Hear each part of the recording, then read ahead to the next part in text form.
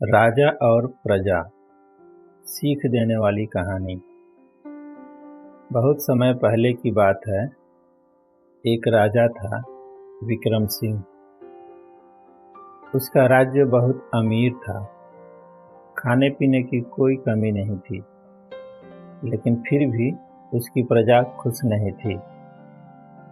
लोग गरीबी और तकलीफों से जूझ रहे थे, मगर राजा को लगता था कि इसमें लोगों की ही गलती है। वह हमेशा कहता, मेरी प्रजा मेहनत नहीं करना चाहती, इसलिए वे गरीब है। अगर मेहनत करे तो कोई भूखा नहीं रहेगा। राजा को लगता था कि बस आदेश देना ही काफ़ी है और लोग अपने आप खुश हो जाएंगे। लेकिन सच्चाई इससे बहुत अलग थी।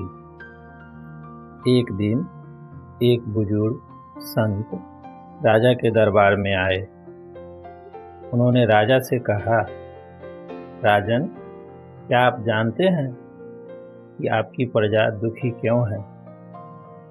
राजा ने घमंड से जवाब दिया, हाँ, क्योंकि वे मेहनत नहीं करते। संत मुस्कुराए और बोले, अगर आपको इतना ही यकीन है तो एक बार खुद जाकर देखिए।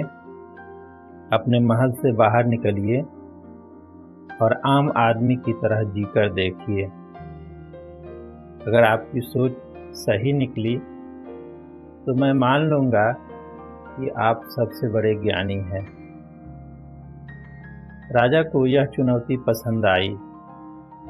उसने अपने राजसी कपड़े उतार दिए और साधारण किसान की तरह कपड़े पहनकर अकेले अपने राज्य की यात्रा पर निकल पड़ा। जैसे ही राजा गांव में पहुंचा, उसने देखा कि लोग सुबह से रात तक कड़ी मेहनत कर रहे थे, फिर भी उसके पास खाने के लिए पूरा खाना नहीं था। उसने देखा किसान दिन रात खेतों में पसीना बहाते थे, लेकिन बारिश न होने और सरकारी मदद न मिलने के कारण उनकी फसलें बर्बाद हो जाती। मजदूर पूरे दिन ईंटें ढोते, लेकिन उन्हें इतनी मजदूरी नहीं मिलती कि वे अपने बच्चों को भरपेट खिला सके। व्यापारी गरीबों से धोखाधड़ी करते थे, ज़रूरत का सामान महंगे दामों पर बेचते और कर्ज में फंसा देते।